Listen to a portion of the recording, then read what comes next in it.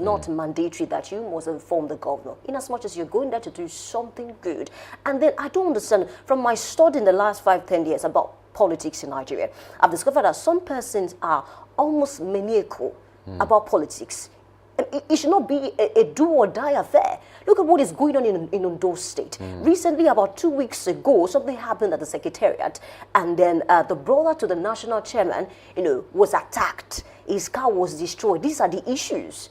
It doesn't portray us well. Soon enough, now some persons will be calling on Trump to say, come and intervene in what is going on in Ondo State. We have what it takes. We know we can be sane in this country, really. And you don't even need all the degrees in the world to be sane.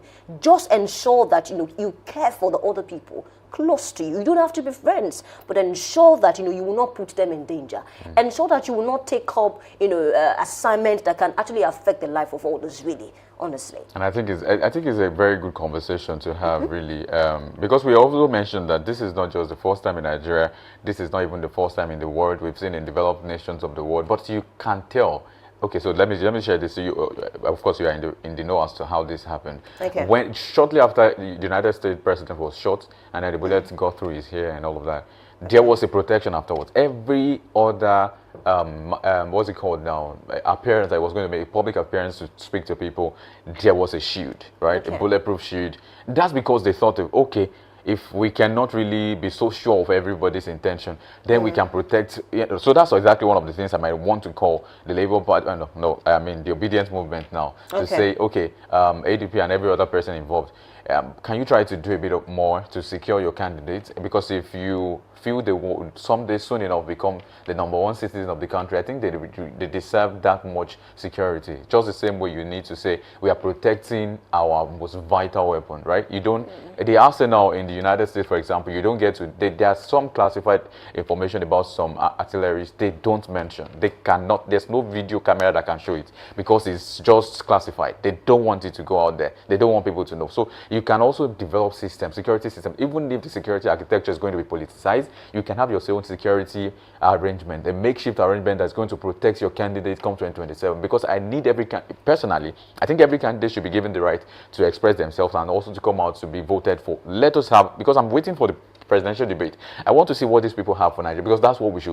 should not just fight because we don't like a party, we don't like a person. Let's see, what do you have in plan for Nigeria? How do you intend to 1, 2, 3 steps to go about this? And these are the questions we will ask them, but we don't want them to die before the time is right. Definitely. Just to say something on that, I think Kenneth Okonkwo also mentioned something that that there was a time that the RGP followed the let me say the instruction of the president now, and then he withdrew the security personnel that work with the VIPs, and then he said that is a problem actually, because most of them now they are vulnerable. Anything can happen because they don't have their security guys with them. Maybe it's something that we can look at before the elections, but then at the end of the day there's a loophole, there's a window. You could hire people to work for you before private security exactly. We have quite a number of them in the country, and then I think they'll do a good job. But it's a fun place to leave the break just this morning. We don't have to be maniacal about politics. It's not a do or die affair, really. And let's start with Ibadan speaking about weather report this morning, and then we have quite a number of things to talk about. Weather feels like 25% degrees Celsius, and later in the morning is expected to be around 29 degrees Celsius, partly cloudy around 1%. In the afternoon, 37 degrees Celsius, partly cloudy around 6%, and in the evening, 29 degrees Celsius, clear around 4%, and overnight, 25 degrees Celsius, partly cloudy around 8%, and that's what we have for Ibadan this morning. And moving from Ibadan now to Lagos to see what the weather is like in Lagos today. Weather in Lagos feels like 31 degrees Celsius, and later in the morning, it drops to 29 degrees Celsius, expected to be partly cloudy at 9% humidity. And afternoon, it rises by 2 degrees Celsius to 31 degrees Celsius, expected to be partly cloudy as well. And in the evening, it drops to 28 degrees Celsius, and then the weather will become clear. And overnight as well, there's a sharp drop to 26 degrees Celsius, expected to be partly cloudy in Lagos State today. Okay, let's take you to Calabar Municipal this morning. Weather feels like 24 degrees Celsius, and later in the morning is expected to be around 30 degrees Celsius, mostly cloudy around 1%. In the afternoon, 33 degrees Celsius, mostly cloudy around 2%. And in the evening, 26 degrees Celsius, mostly cloudy around 6%. And overnight, 25 degrees Celsius, mostly cloudy around 17%, and that's what we have for Calabar this morning. And from Calabar now, I'll move straight to Port Harcourt in Rivers State because weather feels like 22 degrees Celsius across board in Port Harcourt, Rivers State today. And later in the morning, it rises by 5 degrees Celsius to 27 degrees Celsius at 17% humidity. So it's partly cloudy. Maybe there's a chance of rain much later. And in the afternoon, there's also an increase to 31 degrees Celsius, and the weather will become mostly cloudy at that point. And in the evening, there's a sharp drop, a significant drop to 24 degrees Celsius, about 7 degrees Celsius drop, and the weather will become mostly cloudy at the time. And overnight, it drops much further by 2 degrees Celsius to 22 degrees Celsius. Expect to be partly cloudy in Port Harcourt, Rivers State today. Okay, let's move to Enugu North. Weather feels like 23 degrees Celsius. And later, the morning is expected to be around 30 degrees Celsius, mostly cloudy around 1%.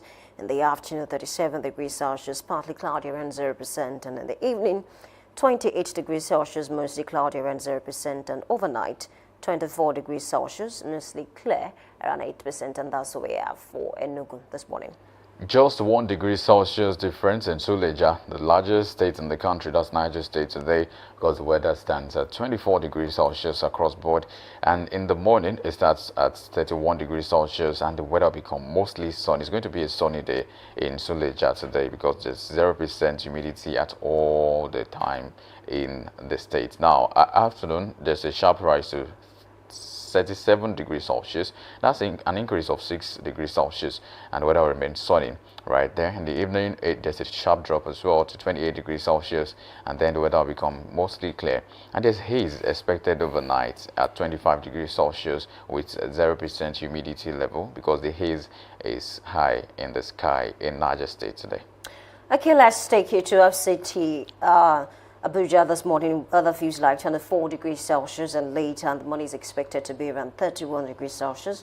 Mostly sunny around 0%. In the afternoon, 36 degrees Celsius, sunny around 0% as well. In the evening, 27 degrees Celsius, mostly clear around 0%. And overnight, 24 degrees Celsius, clear around 0%. And that's what we have for FCT this morning. Weather in Maiduguri, Borno State today feels like 18 degrees Celsius, and it starts in the morning at 26 degrees Celsius. It's expected to be partly cloudy, and the afternoon as well, there's a sharp rise to 32 degrees Celsius from 26, and it's expected to be partly cloudy as well. In the evening, there's a sharp drop back to 24 degrees Celsius, and the weather will become mostly clear at that time. And overnight, it drops much further to 19 degrees Celsius, about 5 degrees Celsius decrease to become clear in Borno State today. Okay, so fine place to leave for this morning. Speaking about weather reports, we need to take a short break now, and when we come back, we move on to the news with Anuluapoido. And of course, do well to follow us across our social media platforms, Facebook, Instagram, TikTok, and YouTube at Dominion Broadcast, and X at Dominion Cast. We are live now. Drop your comment. Please stay with us. We'll be right back.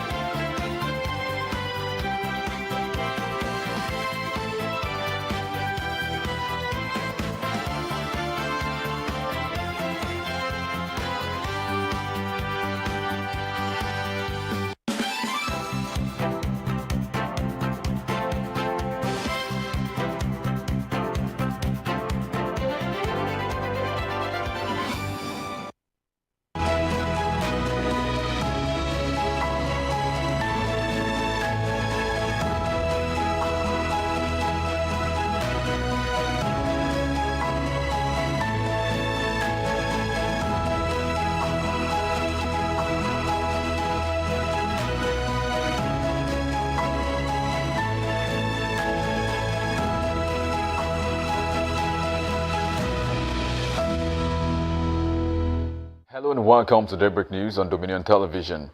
My name is Anoluwapo Idowu.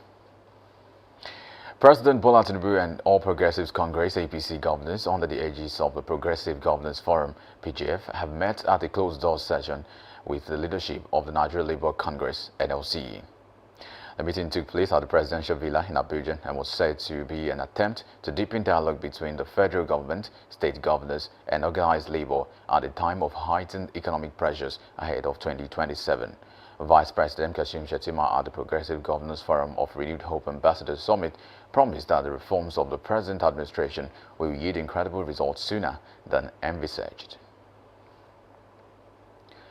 The federal government has reaffirmed its commitment to improving the welfare of living conditions of inmates across the custodial facilities, announcing the plans to distribute 50,000 waterproof fiber mattresses to correctional centers nationwide. Dr. Olubunmi Tunji-Ojo, the Minister of Interior, made a pledge at the presentation of the mattresses to the Olokuta Correctional Center in Akure, the state capital. Tunji-Ojo, who was represented by Special Advisor on Correctional Reforms, Babatunde Ogundare, said that the government intervention is part of the ongoing reforms aimed at promoting humane treatment of the inmate and aligning correctional services with global best practices. Meanwhile, the Inspector General of Police, IGP Kayode Egbetukun, has resigned his position, according to a credible source who confirmed that Egbetukun tendered his resignation letter to President Bola Tinubu, citing family reasons for his resignation. The president was said to have accepted his resignation with likely hopes that the Assistant Inspector General of Police, AIG Tunji Disu, has now been appointed as the new IGP. Meanwhile, another source disclosed that President Bola Tinubu was said to have asked Egbetukun to step aside during the meeting they had at the presidential villa in Abuja on Monday. Efforts to obtain confirmation from the force spokesperson Benjamin Dane and Bayo Ononiga were unsuccessful as of press time. The Independent National Electoral Commission (INEC) said that the splitting of polling units to allow for more voter participation was carried out in 2022 and not prior to the FCT area council's elections. In a statement signed by the Chief Press Secretary to the INEC Chairman Adedayo Oketola, the Commission said no voter was migrated to other polling units during the FCT area council elections. INEC further clarified that the splitting of polling units did not alter voters' registration status, but merely distributed voters within the same location for administrative efficiency. The Commission encouraged voters to verify their polling details ahead of elections and, where possible, physically visit their polling locations prior to Election Day. The Acting Customs Area Controller, or Oyo-Osun Area Command of the Nigeria Customs Service Deputy Controller Wale Adewale, has solicited the support of the Ooni of Ife, Oba Enito Ogunwusi, as well as the cooperation of traditional institutions in combating smuggling, facilitating legitimate trade, and enhancing national economic security. At the palace of the Ooni of Ife, DC Adewale expressed appreciation for the reception accorded to him and his management team, noting that the palace is a symbol of the rich cultural heritage of the Yoruba people. Acting Customs Area Controller told monarchs that visit forms part of the command's strategic efforts to enhance synergy with key stakeholders, particularly traditional institutions whose influence remains critical in promoting compliance with customs laws and supporting national security objectives. In his response, the Ooni of Ife, Oba Ogunwusi, commended the Nigeria Customs Service for its critical role in trade facilitation, border security, and suppression of smuggling, assuring the command of its continuous support. As Muslims around the world observe the holy month of Ramadan, experts have stressed the importance of making healthy food choices, particularly when breaking the fast. Fasting from dawn to sunset is not only a spiritual obligation, but also a physical exercise that requires endurance. After long hours without food or water, the body needs proper nourishment to restore lost energy and fluids. Our correspondent, Damlola Daudu, takes a closer look at the relationship between Ramadan and fruit consumption. Muslims, fruits are among the first items consumed at iftar, serving as a light and refreshing way to ease into the main meal. Fruits such as dates and watermelon are widely preferred, not only because of religious tradition, but also due to their ability to provide quick energy and hydration. However, nutrition experts say fruit selection during Ramadan should go beyond habit and taste. Speaking with Dominion News, a nutritionist, Mrs. Bisi Akinriola, explained that while fruits are generally healthy, some may not be suitable immediately after prolonged fasting. According to her, highly acidic fruits such as lemon, grapes, and agbalumo can irritate the stomach lining and cause discomfort due to their sour taste, especially when taken on an empty stomach. Ramadan is a time when the body goes through a lot of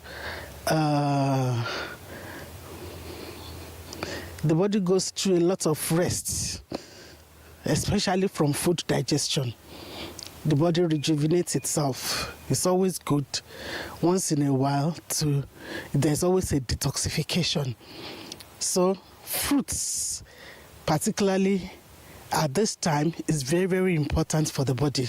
Mrs. Akinriola advised fasting individuals to opt for properly ripened fruits such as papaya, mango, banana, dates, and watermelon, preferably along a glass of cold water. She noted that these fruits contain natural sugar that help replenish lost fluid, boost energy levels, and prepare the digestion system for the main meal. She further clarifies that fruits should not be seen as substitutes for balanced meals, but rather a quick and natural energy booster before eating heavier foods.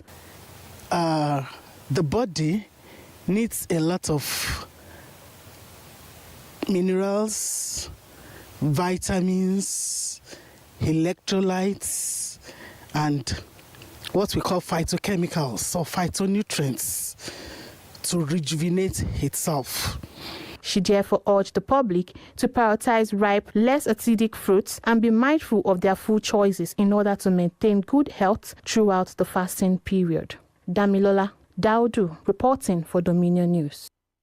And now in business, the Monetary Policy Committee, MPC, has voted to reduce Nigeria's benchmark interest rate, known as the Monetary Policy Rate, MPR, from 27% to 26.5% in a move to ease the financial pressure on businesses and households.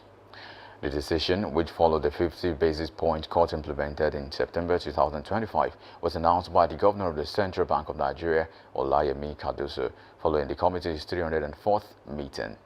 Consequently, the central bank expressed confidence that as long as the exchange rate remains stable and food continues to reach the market, the economy will continue on this path of recovery. And in sports, Super Falcons head coach Justin Madugu has explained his decision to leave out Asisat Oshoala from the squad for the double-header friendlies against the indomitable Lionesses of Cameroon. Oshoala, who has been in outstanding form for Saudi club Al Hilal, was a surprise omission from Justin Madugu's 25-player squad. However, the gaffer maintained that the former Barcelona star remains part of his plans for the upcoming 2026 Women's Africa Cup of Nations. And that's about it on Daybreak News. You can visit our website on www.dominion.org.ng to watch us live and interact with us. You can also follow us across our social media platforms on Facebook, Instagram, TikTok, YouTube, and LinkedIn at Dominion Broadcast, and X at Dominion Cast. And as Daybreak News, I am Anu Oluwapo Ido. Thank you for watching.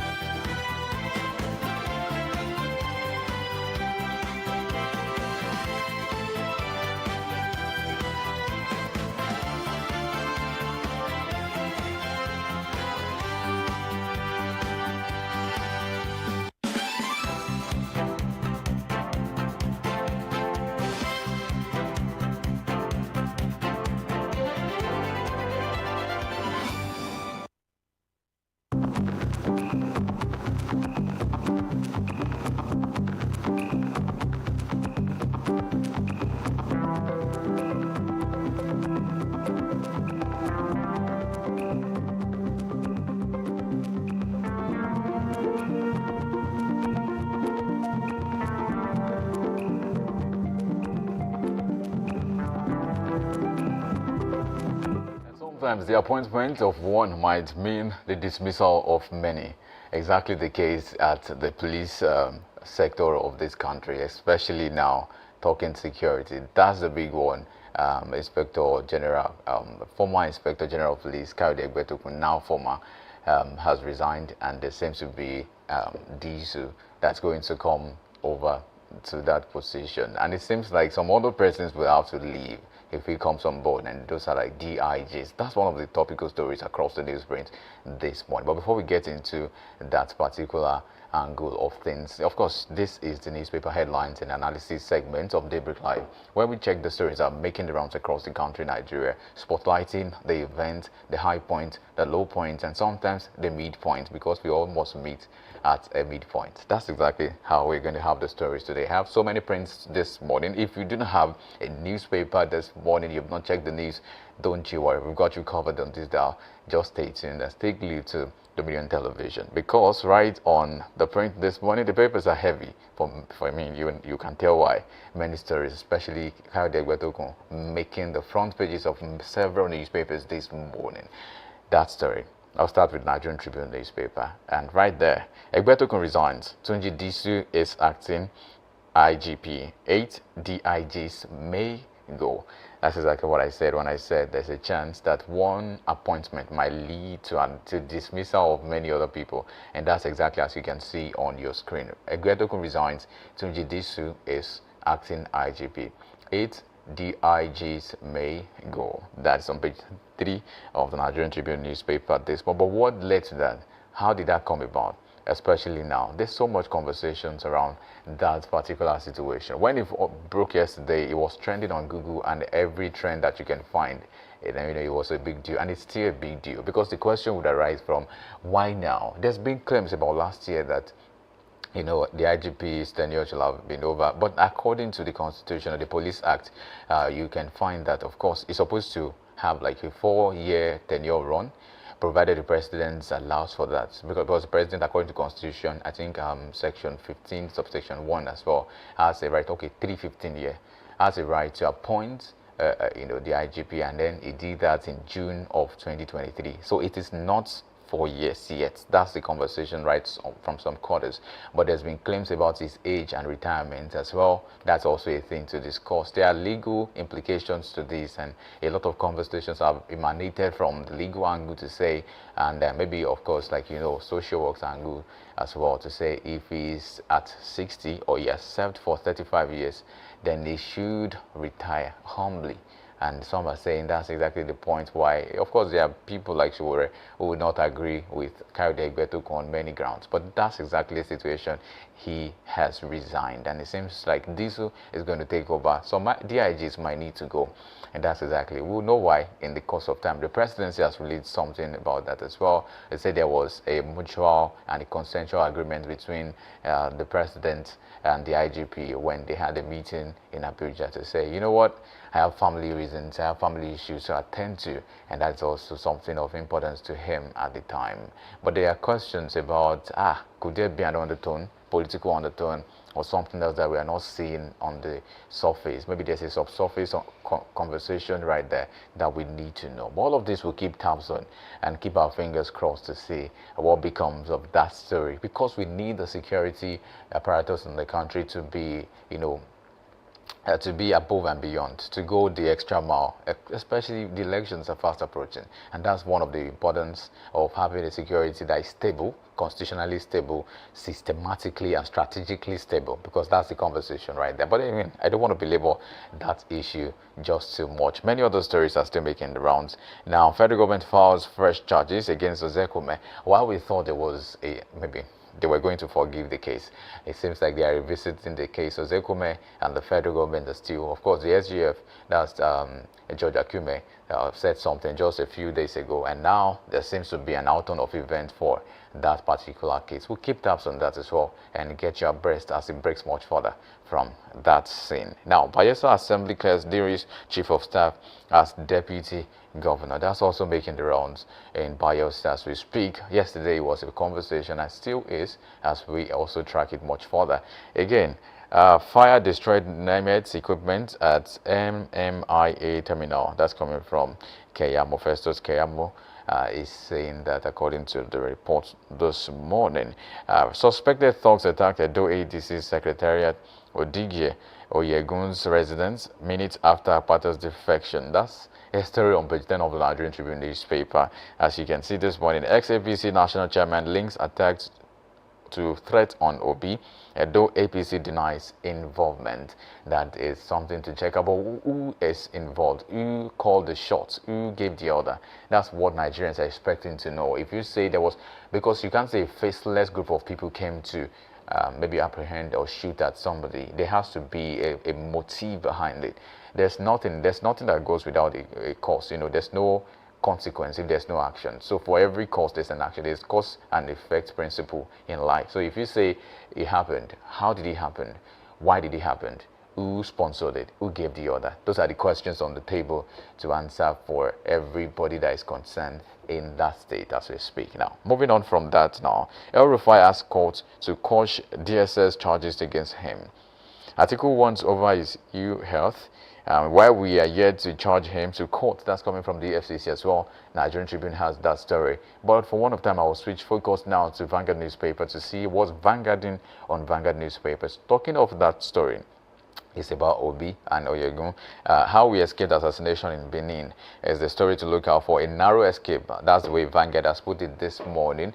Vanguard newspaper has it that how we escaped assassination in Benin. That is a big one coming from Obi and Oyegun this morning. Moving on from that story, CBN cuts interest rate to 26.5%. That's from 27%. So there are conversations about this. What does this reflect? What does this mean? Yesterday there was a meeting involving the president, the vice president, and then there were conversations about the country is getting better because there are a lot of reforms that are helping, the policies that are restructuring the business or the commerce sector of the country. And there was a promise yesterday by the vice president, Kashim Shettima. Yesterday, he said categorically that before the end of the year, $1 might sell for 1,000 naira, and that would be a development if you agree with me, considering what we've had in the past. So that's exactly the promise of the vice president, and he was telling he said that he was telling some of his friends who have hoarded the US dollars just to make profit. He told them that if you don't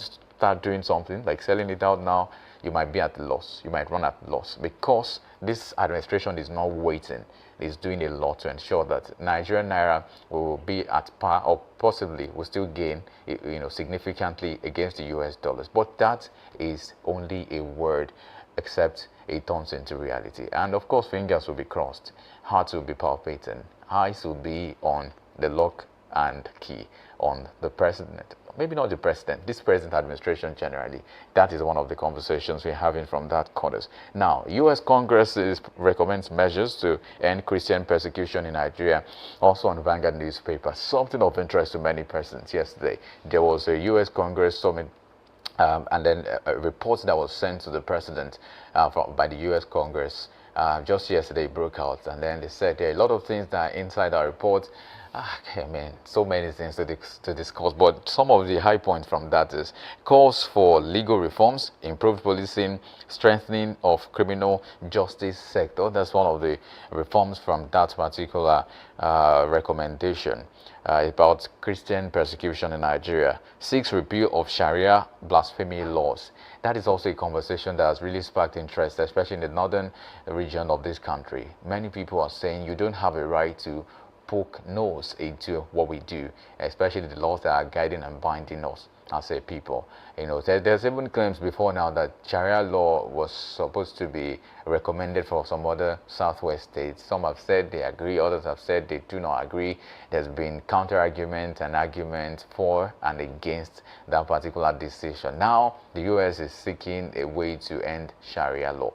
I mean, that's also one of the things, because, we've talked about the bilateral arrangements between Nigeria and a host of nations. For example, Turkey, example, the British government, the United States, Saudi Arabia, and so many other countries. So Nigeria is at the midst of these people. And that is where the question is. If you have to depend on me to get you security, so whatever I say might stand. Whatever I profess to you to say this is what you should do going forward, might be the case because you do not have a choice as we speak. So that's also something to consider. Meanwhile, the demand programs to allow self-defense for farmers. Anyway, how would that be? But never say never, because it's something that is a reform, and maybe if there's a bit of technical know-how as to how it should unfold, we might see a positive change from that as well. So never you say never. Moving on from that now. They want audit reports of effectiveness of aid support in Nigeria, and they seek Nigeria's divestment from Russian military measures to counter Chinese influence. U.S. pressure on Sharia can cause tension in Nigeria, and that's coming from the Christian Association of Nigeria. As you can see right now, the Christian Association of Nigeria is saying, yeah, the pressure on Sharia can cause tension in Nigeria. That is, and that's also on the front burner of conversations this morning. No policy on religious persecution. Federal government replies U.S. Congress. So the federal government has made the claims now. They've made their claims to say no policy on religious persecution. Federal government replies U.S. Congress. That's something to check out this morning. Meanwhile, Tinubu also said at the meeting yesterday, the Progressives Governors Forum of the Renewed Hope Summit yesterday said elections not won on social media. Maybe this is a warning to a lot of persons who are political or presidential candidates in the country who seek or are seeking to get the appeal of the social media frenzy to be in their favor. The president said it is not won on social media. What does this mean? Perhaps if you have another meaning for it, maybe the president has another as well. President accepts Egbatokun's resignation as IGP, appoints Tunji D in acting capacity, and that is also one of the biggest captions right here on the newsprint and news platforms this morning. DSS can't try me over casual remarks on TV. El-Rufai takes court, 6.2 billion naira damages. There seems to be an upward review of El-Rufai's charges against the federal government. Yesterday, yeah, it was about $1 billion damage fine or whatever, and now it's 2 billion. So maybe tomorrow it will be 3 billion naira. El-Rufai is not sleeping, like they say. Don't sleep, collect your money. Maybe he's trying to do that. He's trying to wake up. That's exactly the conversation. But away from the Vanguard newspaper now, talking the Nation newspaper. The Nation has important stories like every other print this morning. Meanwhile, the biggest caption is about the president. President is saying to his team, take our scorecard to grassroots. Yeah, that was one of the biggest conversations they had yesterday. And they said they were imploring governors to take the scorecard to grassroots, but just to say that Renewed Hope ambassadors get marching order to explain government's achievement. They want them not just to be silent. I think some people have of the opinion that this administration is doing so much than it's telling. Some are saying that one of the problems of this administration is that he's not saying so much because he's actually doing quite a number of things, but he's not so vocal about it. Others have said it's not really about that. He's vocal when he wants to be, and he's not vocal when he probably does not want to do that. So, but that's the conversation. It seems like the president is now taking it seriously to say, you know, governors, take these scorecard to grassroots. Tell the people what has been done. And they reeled out a lot of achievements yesterday about the policy, about some of the things that is happening in the country. And now it's a good way to look at it. Of course, we would not say this. We would not say positive on his side. If you are the present administration, you would not say that you are a bad administration. But some have also said that this is maybe in a way believable because they can see some of these things, you know, resulting into progress for the nation. But that is also another conversation. Federal government is saying U.S. House panels report catalyst for more cooperation. So, on the other hand, that is also the conversation. But we'll keep fingers crossed on this about the Nigerian government and the U.S. and how some of their panels, Congress report is going to turn out in the country. So we focus more on that story. Banks raised 4.05 trillion naira in recapitalization drive. That is also something to look out for this morning. Banks raised 4.05 trillion naira in recapitalization drive. 20 meet requirement, 13 others on course. MPC cuts interest rate to 26.5%. That is also something to look out for this morning. Meanwhile, the Lagos fire, the Muritala Mohammed International Airport story, has it that airlines relocate to temporary terminal. So for people who might want to use the terminal, so there's the update that it has, you know, relocated to a temporary terminal. So before you make a move, if you have to travel, or you have to go through MMI, that's the Murtala Mohammed International Airport, you might need to get this information. It's very required for you. Meanwhile, other stories are, government files new charges against Ozekome, and that's also something to see, and we'll keep fingers crossed on this. For one of time, I'll also switch my focus now to Daily Independent. And what do we have there on the front page? It's about 2027 election, but there's a write-up right there. Why 2027 election could see Nigeria's lowest turnout ever.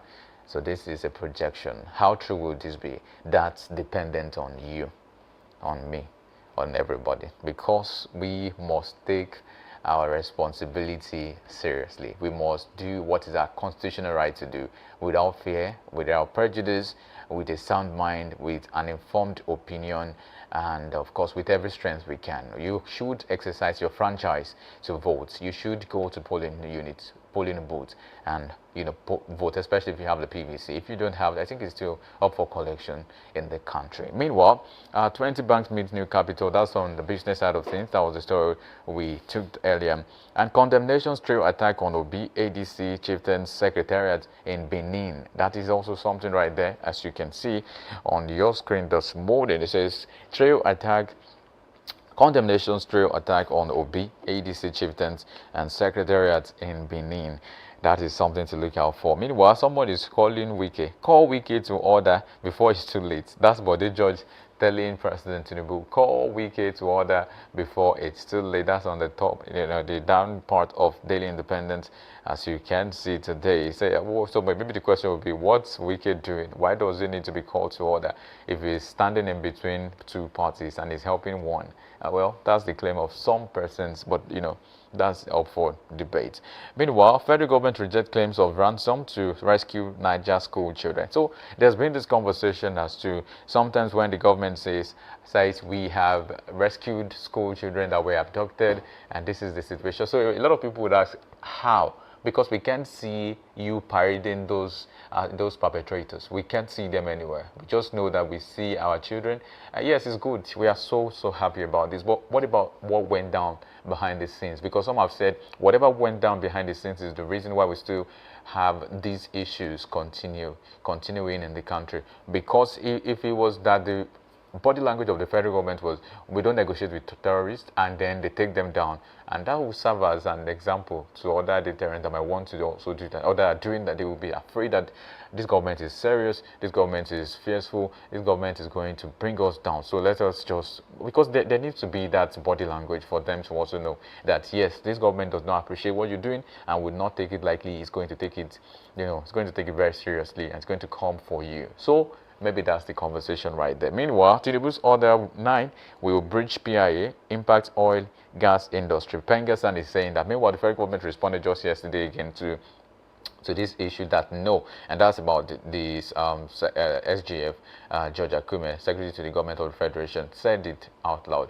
that yes, what we are doing is constitutional. It will not affect oil investment. It not affect some of these other investments, especially the PIE, particularly the impact on oil and gas industry. So Pengassan is making a claim and making a case for itself to say, what the federal government is doing is not constitutional. I mean, while the federal government, on the other hand, is saying, you guys, you are saying, something you are not so sure about. We are so sure of what we are doing. We've done this, and this is constitutional.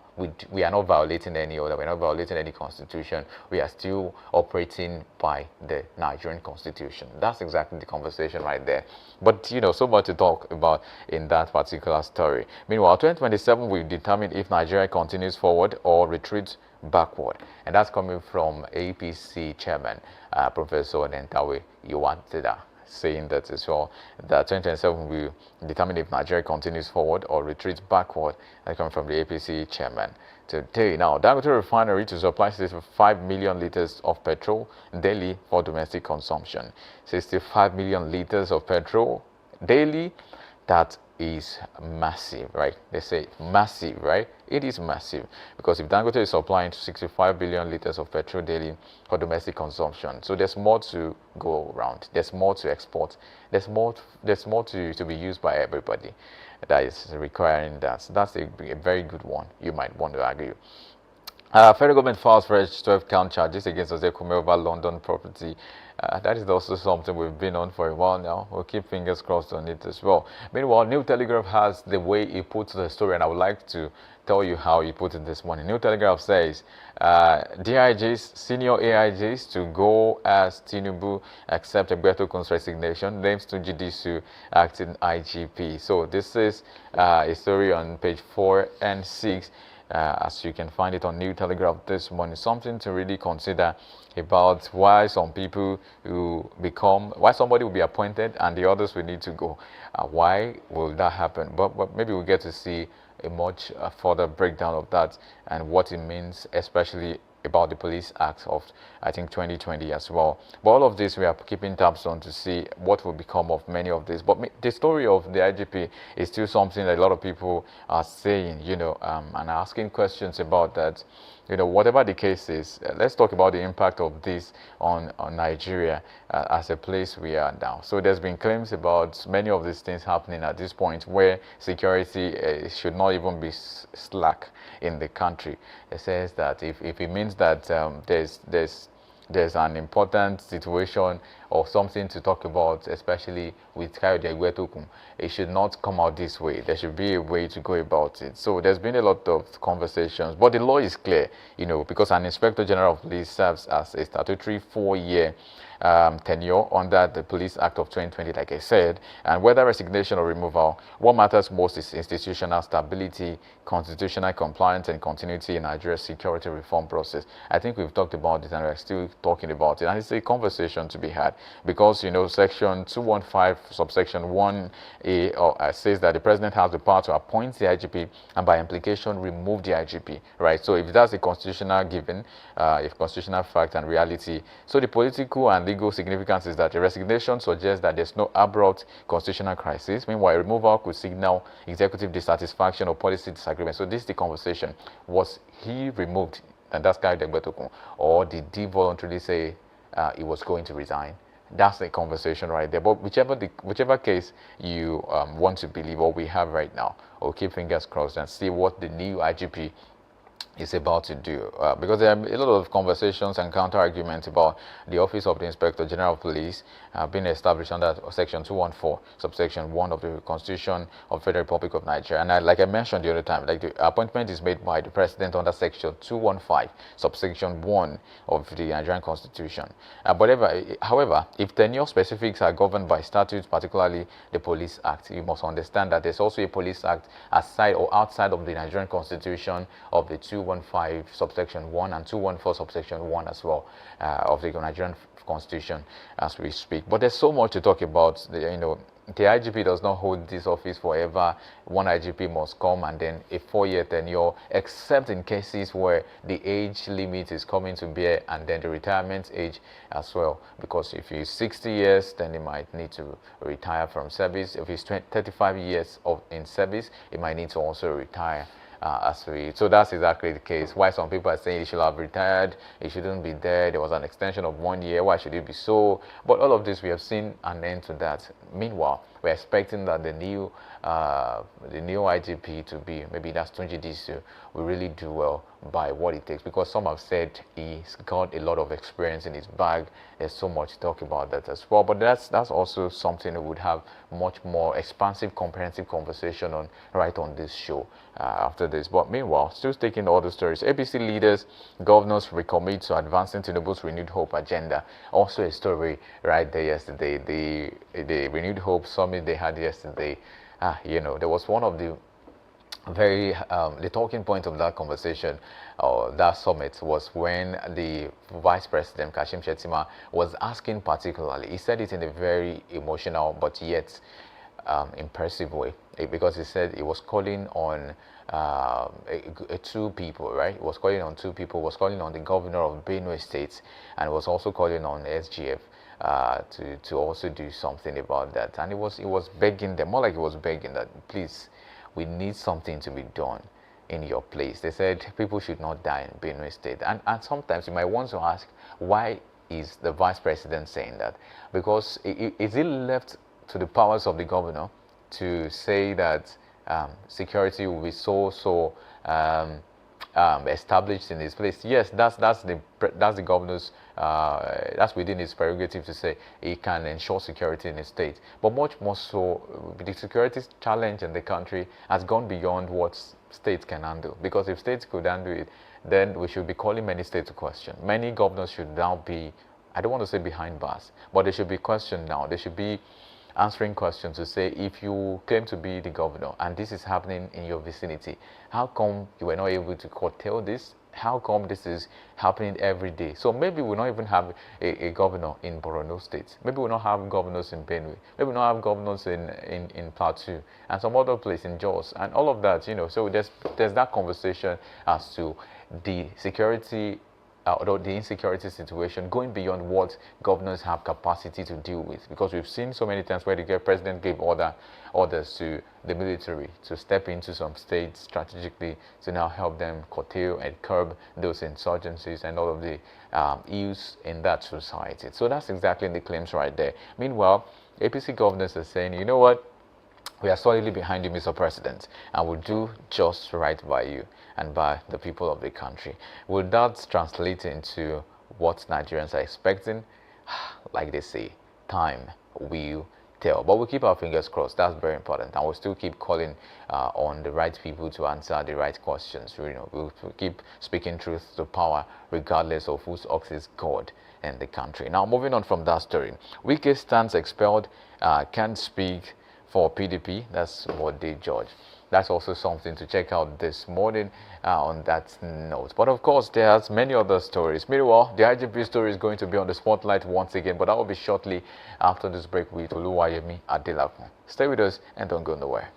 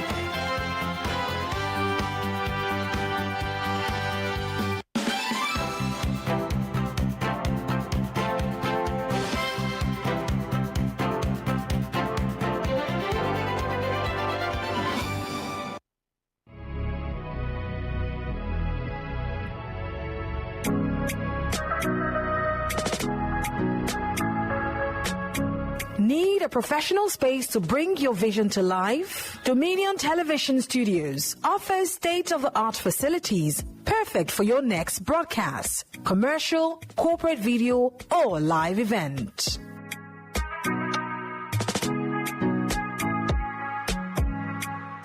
With flexible rental options, cutting-edge equipment, and a supportive team, we provide the perfect environment for high-quality productions. Unleash your creativity.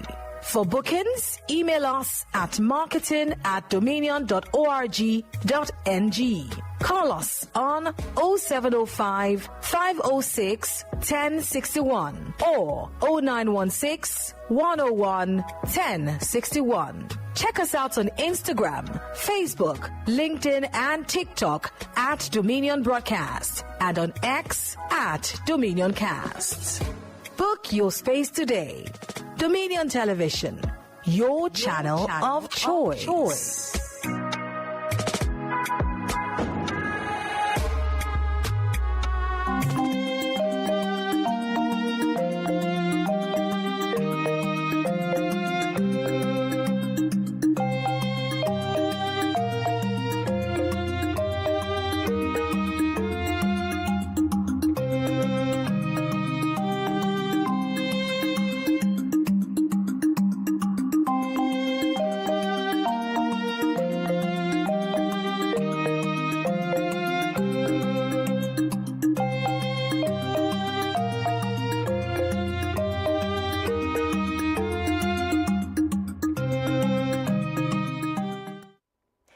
Power does not disappear when it shifts. It only changes hands and shapes. I welcome you. This is Big Story, where today's headlines meet yesterday's lessons and tomorrow's consequences. I'm Oluwayemi Adelako, and this morning we ask a question that sits at the very heart of governance and political power.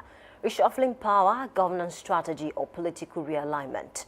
History reminds us that resignations at the top are never administrative footnotes. In Nigeria's political journey, when powerful figures step aside, the echoes travel far beyond official statement. We have seen moments when a former INEC chairman resigned under circumstances that sparked debate about institutional independence, political pressure, and the cost of credibility. We have also witnessed the resignation of an APC national chairman, a move that opened floodgates of controversy, questions about internal party democracy, elite bargaining, and the struggle for control within the ruling establishment. Each time, the pattern is familiar: an official explanation, populist skepticism, and a nation left to connect the dots. Now the spotlight shifts again. The Inspector General of Police has resigned, with the presidency citing family responsibilities as the reason. On paper, it sounds humane and straightforward, but in a polity shaped by history, Nigerians rarely stop at the surface. The question many are asking, quietly and loudly, is this: was it purely personal, or was it political? Was this a voluntary buyout, or another strategic move in a broader recalibration of power? Is this reshuffling about strengthening governance and institutional efficiency, or is it about political realignment ahead of unfolding interests and power contests? To unpack this big story, connect the historical dot and interrogates the present moment, I'm joined by two important personalities this morning. I have with me Ignatius Abosalume Fino, research and public affairs analyst, and also Ava Falabi Afalami, a public affairs analyst as well. Together we examine not just two resignations, but why, when, and what it ultimately means for Nigeria's democracy. Please stay with us. Good morning and welcome this morning. Good morning. Great to have you this morning. It's great to be here. Definitely. So, okay, you want to say something, Fino? Yes, good morning, Yimi. Good morning. Let me start with Fino this morning. People are talking about this sudden resignation of IGP Egbetokun, and then most Nigerians have been able to link it to the resignation of, say, the former INEC chairman.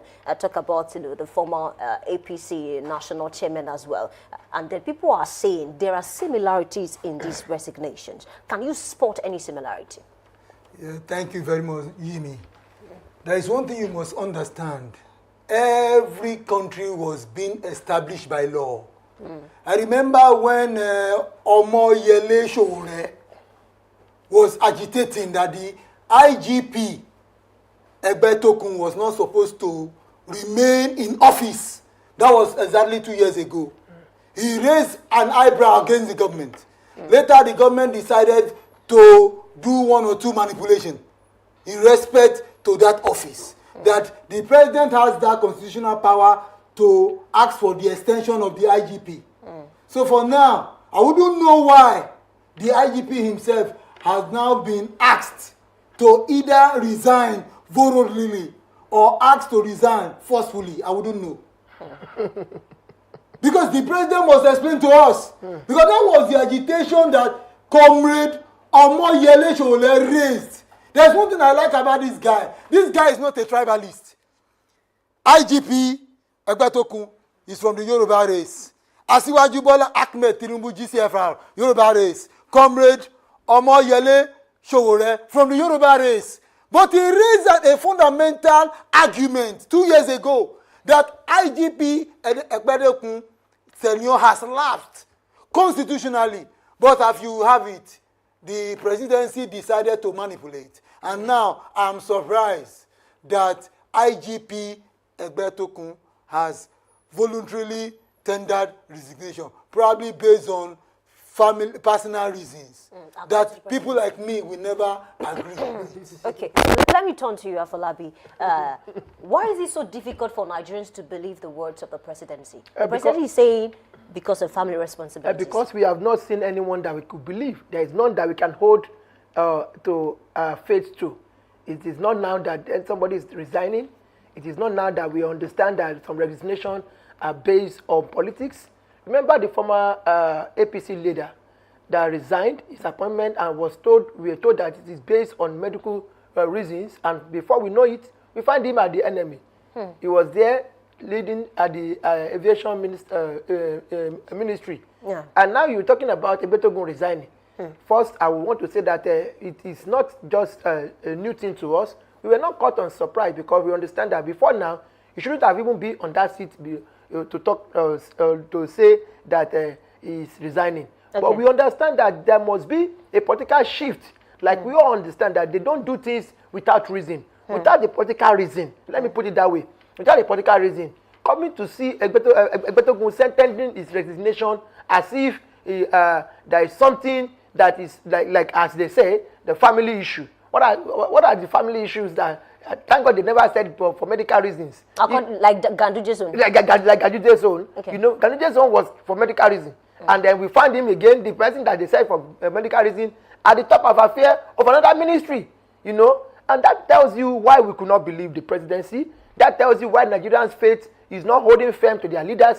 That tells you why we find it difficult to toe the line of our leaders. That tells you why we find it difficult to believe that everything they are doing is not based on politics, you know, and that particular reason is the reason why Nigerians are asking questions beyond just the reason behind his letter of resignation.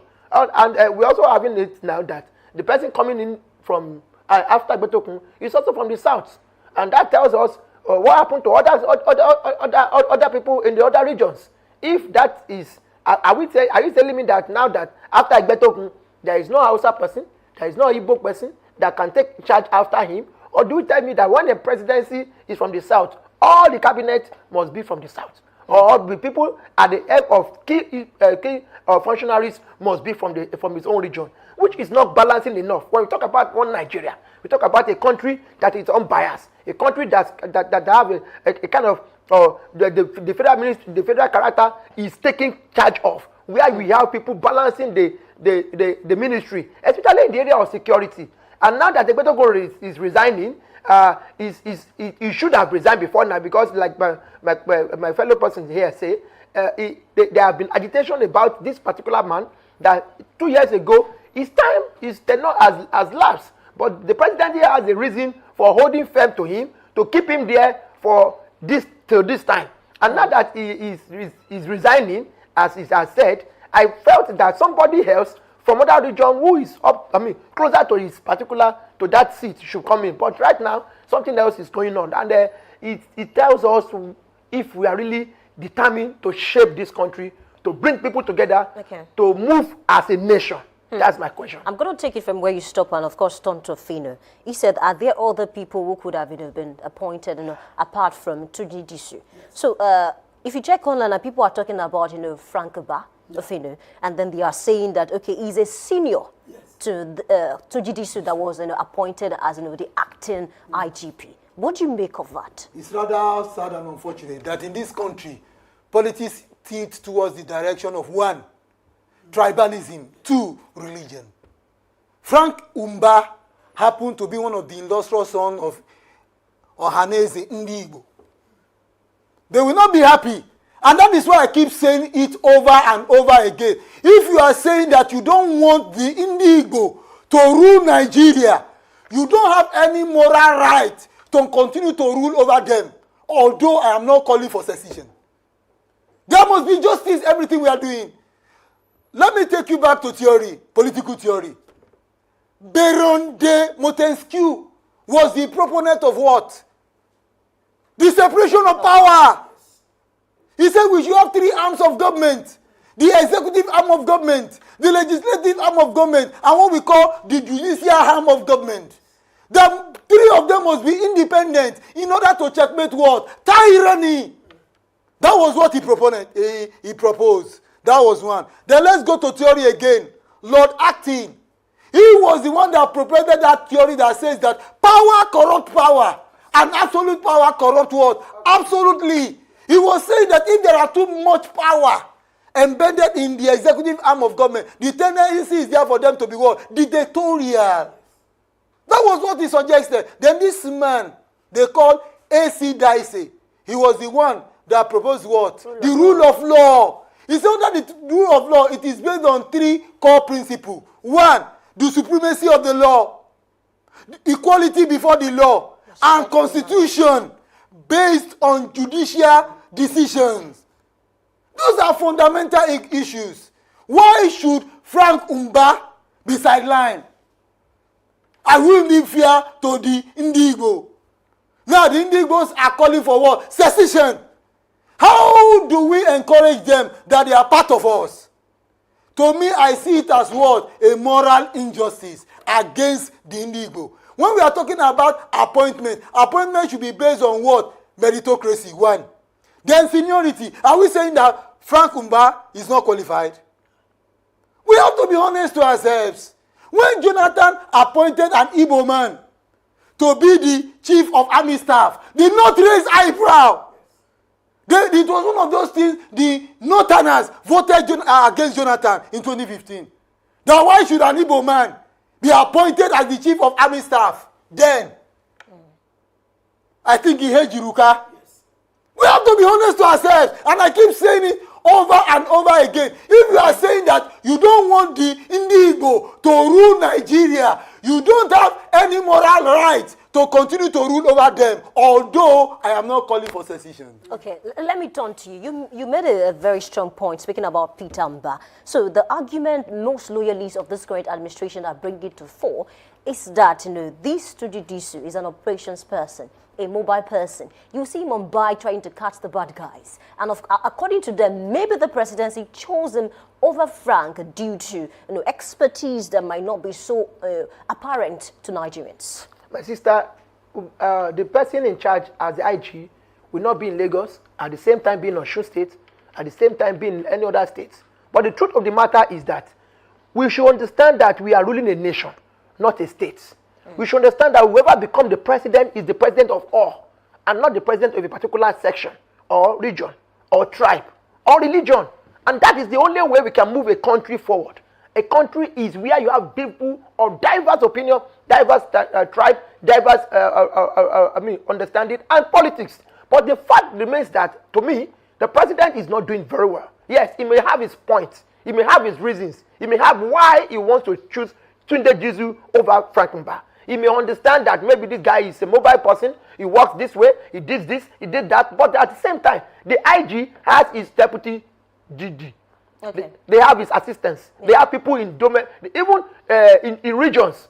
So the IG is not subjected to just working alone. He works as a team. The police office, the police is made as a team. Even if you want to see them going out to carry out official duties, they do it as a team. So the excuse is not tenable. To me, at the point where Nigeria is shaking, where Nigerians are asking questions, are we being ruled or being governed by a set of people in terms of religion or zone or region? Because that is just the problem.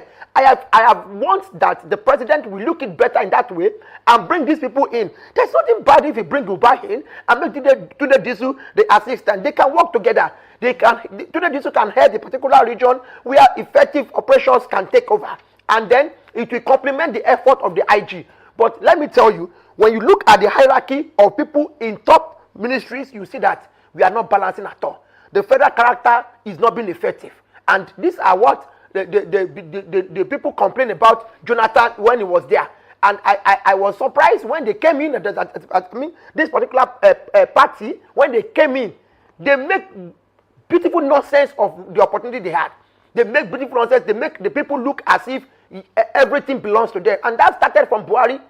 The late president started it all. And we are seeing it now. It's not fair on them. I'm from the southwest here. I will not support what the president has done in even no matter his excuse. The excuse to me is not tenable. Okay, Afolabi, you're saying there will always be a competent person in every region. They will always be. Because some persons will tell you that, okay, what if the person is not competent? Can we look for the person that is competent? Oh, God. Regardless, we are trying to observe federal character. Every person in every region have been blessed with competent people. They all pass through this training. Okay. Let me turn to you. Do you know why? You know why I smiled when you are talking about competency. If you are not competent, you cannot be elevated to the rank of a DIG. At all. You can never be promoted to the rank of a commissioner. At all. So when we are talking about competent, all of them are competent. But here we are talking about a moral cause. So that there can be what we call inclusive governance. Okay. Some people are complaining of marginalization. How do we now include them back to the center? This is an injustice to the Igbo. We have to be honest to ourselves. So when we are talking about judicial decision simply means work. Making references to established precedents. That is what judicial judgment is all about. You make reference to what has been an established precedence. That is what is in law. But here now, when someone is trying to introduce what we call a bad precedence, like what Comrade said the other time, who started it? Buhari started it. He was a religious bigot. He was also a tribalistic person. The only leader that we have seen in Nigeria today that I will continue to respect as a pan-Nigeria to the core is no other person than His Excellency Chief Olusegun Aremu Obasanjo. GCFR. He believe in what called balance of power. When you look at the cabinet ministers, all the cabinet ministers that he appointed, there was a balance of power between the north and the south. We have to be honest to ourselves. The rest of them, they are tribalists. When Jonathan was there, he was giving appointment to those from the Indigo, from those from Niger Delta. When Buhari came, all appointments he was giving to the north. Now, Asiwaju Bola Ahmed Tinubu, the city boy, is giving it to people from the west. Okay, because of time, maybe another time we might trust this area better. Let me turn to Afolabi now. When Nigerians say that the president was done with him, what do you make of that? Because let me tell you the backstory now. Sowore called IGP Egbetokun an illegal IGP till the very end. And according to him, the NAS found a way to amend the Police Act to favor IGP Egbetokun to stay in power up to when he resigned. It was supposed to be done, another person was supposed to come up. Yes. So when Nigerians say the president was done with him, and they are making reference to Ganduje, APC national chair, they're making reference to Mahmoud Yakubu, INEC chair. Can you give me your opinion? Yes, when the president said they are done with him, means that he has been used for the purpose that he needs to be used for. Just like that. These people are politicians, and they are brilliant in their own way. They are also very intelligent. They understand the people. They understand that many of us just at that place backing, and we cannot bite. They understand that, yes, we can only raise our cards and we cannot go beyond the line. Just watch the House of Assembly of recent when some people stage a protest to call the party names because of the bills that were just signed by the president, the INEC bills. Some people say that they miss some very vibrant guys like Dino Melaye, who will have thrown his chair up who will have, done so many things, who will have turned the place upside down, who will have showed the world that what is going on this seat, on this house is rubbish. Rubebe. Beautiful nonsense. And you will see it in their faces. But these ones that are protesting or that are displaying their cards are just doing that. Maybe we saw it as a script. They look like a script. They look like a script to me, and maybe there are some people will have been paid to say, "Oh yeah, go ahead," so that you do not look like we all sleep and put our head in the same place. The president is done with Egbetokun. He has been used for what he has been placed for. We all understand that this guy 2 years ago he should have left that place, and somebody else will have come there. The president wants to take over some people. He wants to remove some people. He wants to elevate and demote some people, and that is why the guy will keep saying that. And now they are giving us flimsy excuses based on family reasons. Family, does he lose his mom? Does he just lose his wife? Does he just lose his child? Where are his children? Where are his extended family? Where are his immediate family? What happened to his business? If you are telling me or telling the world that is based on family reasons, on what circumstances? Which area are you talking about? It's not medical reasons. We will tell her maybe Egbetokun lost his eyes while on a particular operation, and that's the reason he will need to step down for another person to come in. They don't have excuse. Okay. The truth of the matter, like you said, and like Nigerians are saying, is that the president is done with him.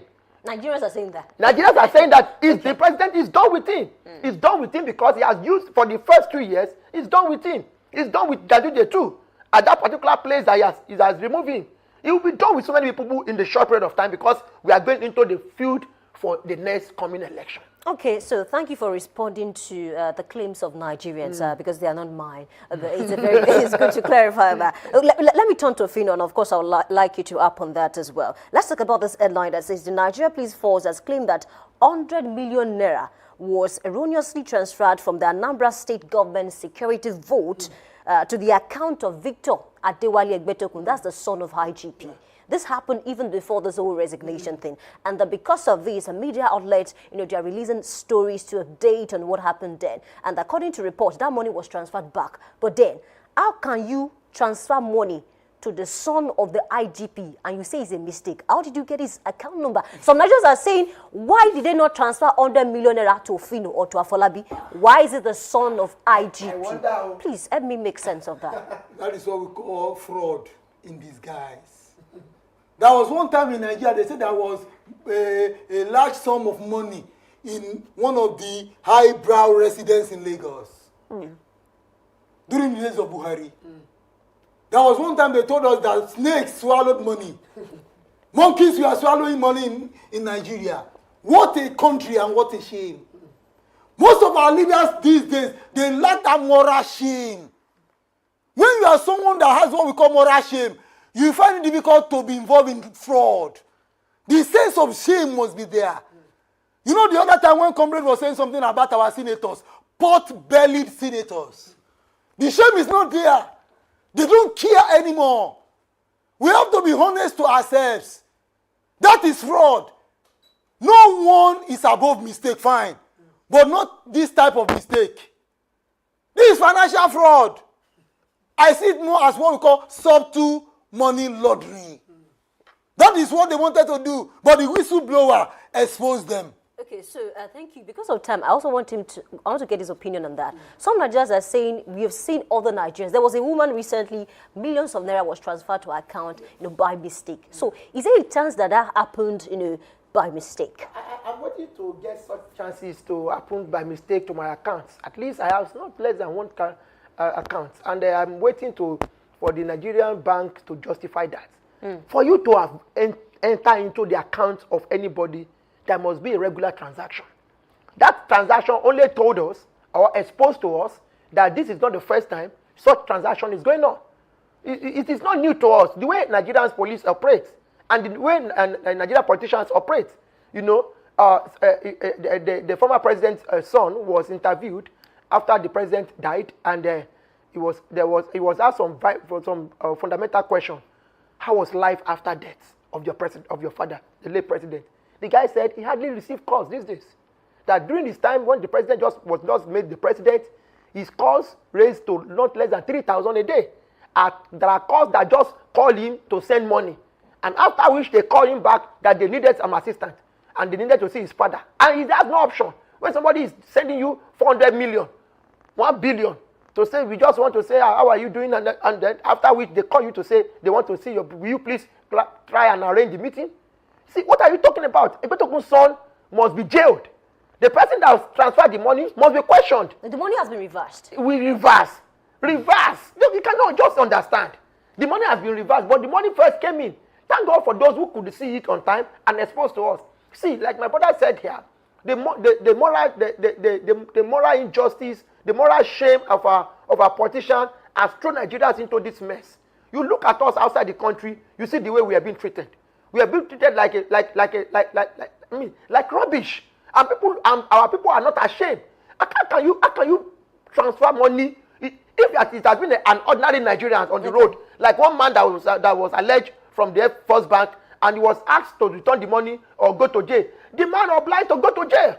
That is what you will see from an ordinary Nigerian face.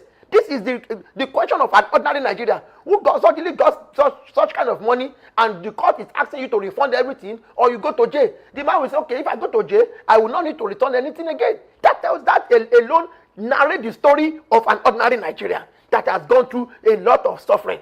Despite the certificate, despite his training, despite his degree, and many others.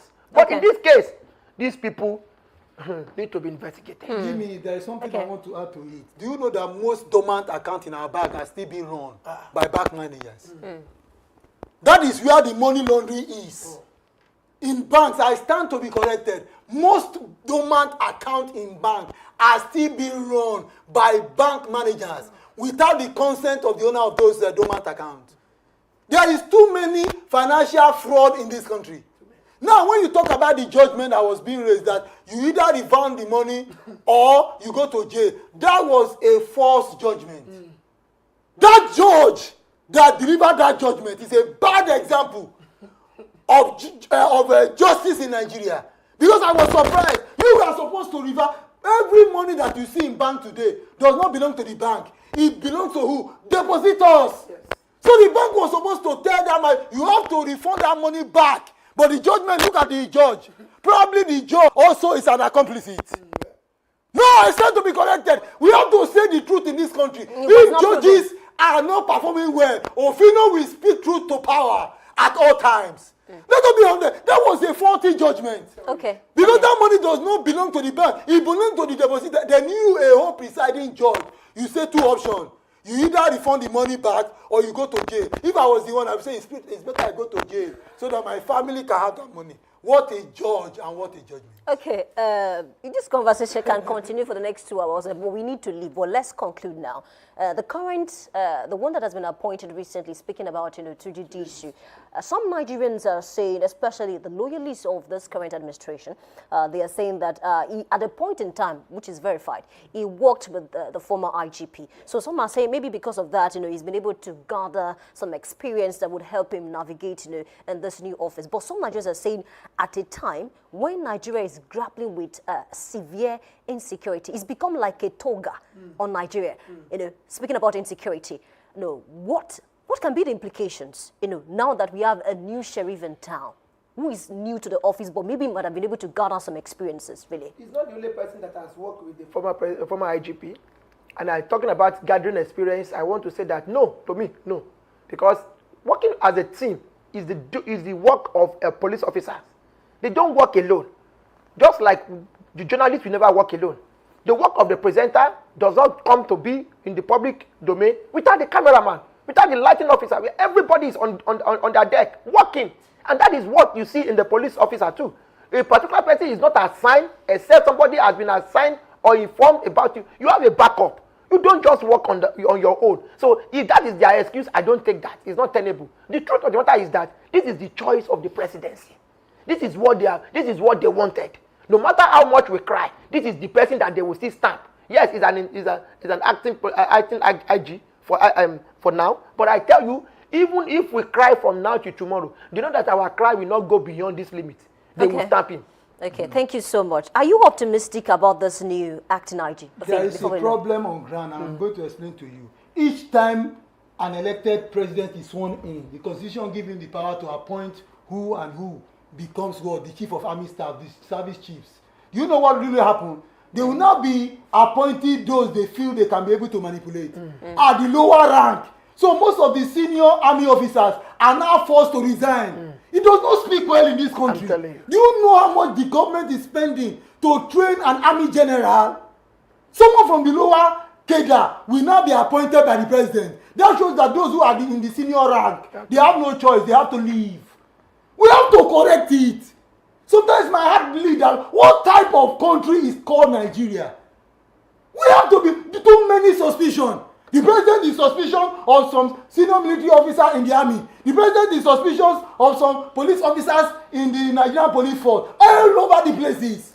So this is not how to run a country. So Nigeria must have a way to sit down and let us sit down and decide how do we govern ourselves based on justice and the rule of law. Because my heart bleeds when a president now decides to one of his own who is a member of the lower cadre, then all senior military officers, they will not be asked to leave. It does not speak well of a sane society like Nigeria. Okay, a big thanks to both of you. But can we give room for optimism now that the former resigned and then we have a new person? Can we be optimistic? I cannot speak in proxy for him. Okay, what about you? Seems to me true because the case before Nigerians now is tough.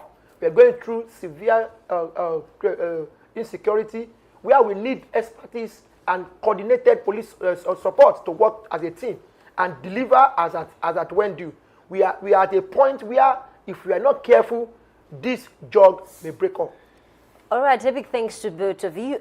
We need to go. In politics, explanations are given, but interpretations are earned. As we draw the curtain on today's big story, one truth stands firm. In Nigeria, power transitions are rarely neutral. From past resignations at the MFK institutions to the most recent exit of the IGP, every moment tells a story beyond the press release. History teaches us that governance decisions often work hand in hand with political calculations, even when wrapped in the language of duty, service, and personal sacrifice. So when officials resign, and the reason sounds simple, citizens are right to ask deeper questions, not out of cynicism, but out of civic responsibility, because democracy survives not just on leadership changes, but on transparency, trust, accountability. Was this reshuffling a genuine governance strategy, or is it a sign of political realignment beneath the surface? Perhaps the answer lies not in what was said, but in what unfolds next. This has been Big Story, where we don't just report power, we interrogate it. I'm Oluwayemi Adelakun. A big thanks to Ignatius Boselime. A big thanks to Afolabi for joining the conversation this morning. Right. Until the next headliner becomes history, stay engaged, stay questioning, and stay informed. We take a short break. We'll be right back.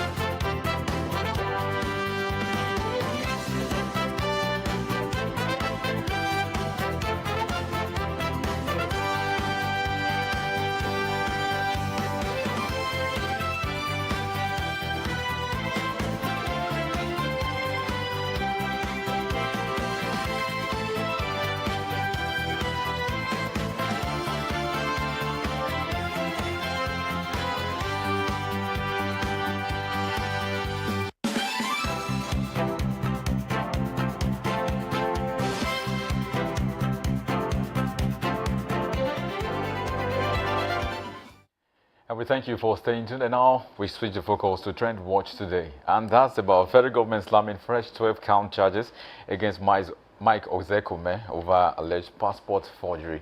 And that's the big one right there. It's something to talk about, Yemi Adelakun. That's exactly how it's unfolding. Federal government filing fresh 12-count charges, criminal charges against Mike Ozekume, a senior advocate of Nigeria. We should know better, according to some people, over the alleged use of a false Nigerian passport in connection with the property disputes in the United Kingdom. That's exactly the conversation on that end. Definitely, and I think yesterday I read a particular headline that says AGF withdraws charge against Ozekume over alleged forgery. Yes. So people were expecting what will happen next, only for us to read this headline that it's a sequel to that. There are new charges. So what is going on? If those charges, if they had to withdraw those charges, at that point, and then they are coming up with new charges, 12 count, and that's what we talk about. Why is it that at the end of the day you hear about 12 count, 16 count, 18, and at the end of the day maybe one will be dealt with? So really we need to do better, as a country, and speaking to the justice system of Nigeria, really. Absolutely. I think we'll just take a few comments. Nigerians are already making or dropping something on that across social media platforms. How are the mighty falling? That's a question perhaps for Ozekume to answer. Desmond the Great says, what has my learned silk done? Absolutely nothing. They're after the well-meaning Nigerians, period. And of course, Big Dan is saying they're out to silence any opposition force against them. And Kenneth is saying free Ozekume. I mean, that's up to the judiciary. Stanley Akomeno is saying interesting days ahead. Of course, we look out for what will happen. Will they add to the charges or will they take out, really? Will 12 become 24 and 24 36? Perhaps time will tell. But of course, my name is Adolo. That's why we draw the curtains on this segment of Daybreak Live. Remember that you are a Nigerian, and that means you have a responsibility to the country Nigeria. Do your best to make Nigeria a better place to be. All right, I want to tell you have the chance to become what you want to become when you're ready to change. My name is Owayemi Adelakun. Good morning.